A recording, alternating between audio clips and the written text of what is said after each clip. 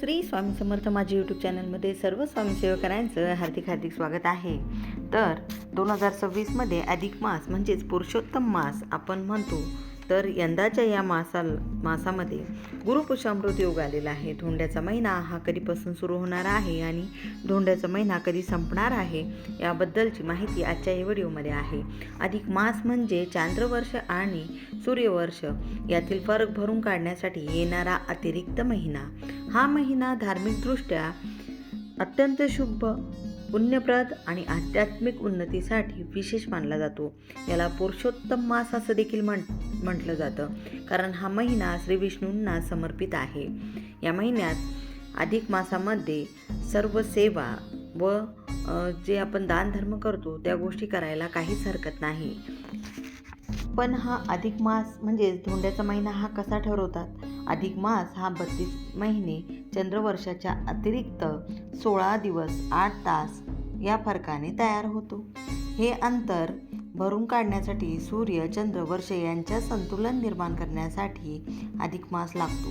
दुसरीकडे सौरवर्ष म्हणजे 365 दिवस आणि चंद्रवर्ष म्हणजे 354 दिवस असतात. एक वर्षात चंद्रवर्ष व सौरवर्षात 11 दिवसांचा फरक असतो. 3 वर्षात हा फरक 33 दिवसांचा येतो. हे 33 दिवस 3 वर्षांनी अतिरिक्त दिवस बनतात आणि 1 महिन्यात जोडले जातात. त्यालाच अधिक मास म्हणतात.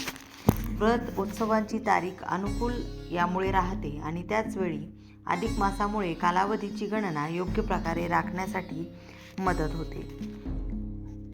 या अधिक मासादरम्यान पंचमहाभूतांचा समतोल व्यक्तीचा राखला जातो.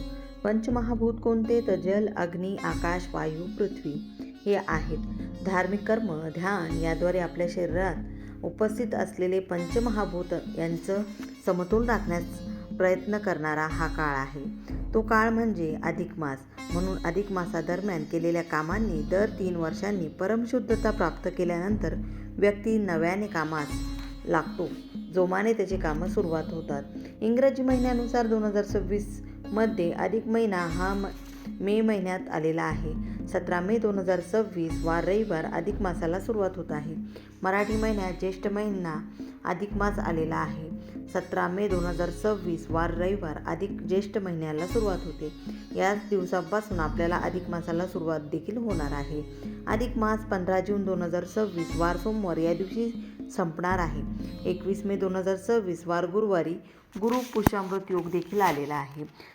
गुरुपुषामृत योग हा 21 मे 2026 वार गुरुवार सकाळी 6:05 सुरू होणार असून रात्री 2:49 संपणार आहे. या कालादरम्यान आपण गुरुपुषामृत योगाची देखील सेवा करू शकतो.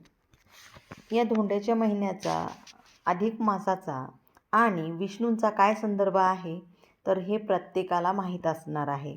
पौराणिक महत्त्व जर म्हणायला गेलात तर राजा हिरण्यकश्यपू याने ब्रह्मदेवाची खूप आराधना केली आणि ब्रह्मदेवाने त्याला अमरत्व याचं वरदान प्रदान केलं. आणि ब्रह्मा यांनी दुसरे वरदान ज्या वेळेला त्याला देण्याचा प्रयत्न केला त्यावेळेला त्यांनी फक्त वरदानास्वरूप एकच गोष्ट मागितली, ती अमरत्वाची. तर ती कशी मागितली? की माझा मृत्यू हा पुरुष किंवा स्त्री यांच्या हातून होणार नाही, किंवा प्राणी, देवता, राक्षस हे कोणीही मला मारू शकणार नाही. 12 महिन्यात मी केव्हाही मरणार नाही. दिवसा असेल रात्री असेल या कालावधीमध्ये माझा मृत्यू होणार नाही. ना शस्त्राने ना शास्त्राने मी मरणार नाही. घरात किंवा घराबाहेर मी मरू शकत नाही. हे वरदान त्यांनी भगवान ब्रह्मांकडून घेतलं आणि हे वरदान मिळताच त्याला अमरत्व प्राप्त झालं आणि तो स्वतःला देवांच्या बरोबरीने समजू लागला.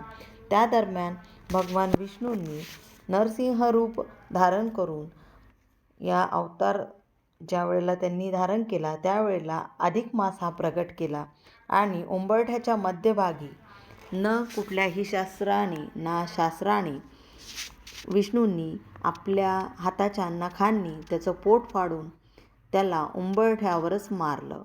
तर हा अधिक मास त्यावेळेला विष्णूंनी निर्माण केला. त्यामुळे धोंड्याच्या महिन्यामध्ये जावयाचा देखील मान खूप महत्त्वाचा आहे.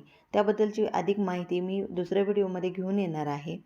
आणि या महिन्यात आपल्याला काही धार्मिक सेवा असेल किंवा जे म्हणतो दानधर्म असेल तो करायचा आहे. विष्णूंचा मंत्र जप करायचा. ओम नमो भगवते वासुदेवाय, श्रीराम राम जय राम राम हे देखील तुम्ही म्हणू शकता. विष्णू सहस्रनामाचं पारायण तुम्ही करू शकता. म्हणजेच विष्णू सहस्रनाम हे आपण दररोज म्हटलं तरी चालेल. भागवत देखील तुम्ही पठण करू शकता. रामायण पठण करू शकता. रामरक्षा ही तुम्हाला दररोज म्हणायची आहे. आणि पुराणातील पुरुषोत्तम महात्म्य हे देखील तुम्हाला वाचायचं आहे. दानास्वरूप आपण अन्नदान करू शकता, वस्त्रदान करू शकता, गरिबांना मदत करा. गोसेवा देखील तुम्हाला करायची आहे. एकादशी व्रत असेल ते देखील तुम्ही करायचं आहे. सात्विक भोजन या महिन्यामध्ये आपल्याला करायचं आहे. या महिन्यात मनःशांती आणि घरातील सकारात्मक ऊर्जा या महिन्यामध्ये वाढते. अडथळे दूर होतात. पुण्यप्राप्ती करण्याची संधी आपल्याला या महिन्यामध्ये मिळते. आणि म्हणून या महिन्यात आपण जेवढं करता येईल तेवढं ग्रंथ असतील, सेवा असतील ते आपल्याला करायचे आहे. हे पापक्षालन आणि पुण्य वाढवणारं मानलं जाणारं हे अधिक मास आहे. त्यामुळे धोंड्याचा महिना कधी आहे आणि कधी संपणार आहे याबाबतची माहिती मी आजच्या व्हिडिओमध्ये दिलेली आहे. व्हिडिओ आवडला असेल लाईक करा, शेअर करा, सबस्क्राईब करा. सर्वांना श्री स्वामी समर्थ.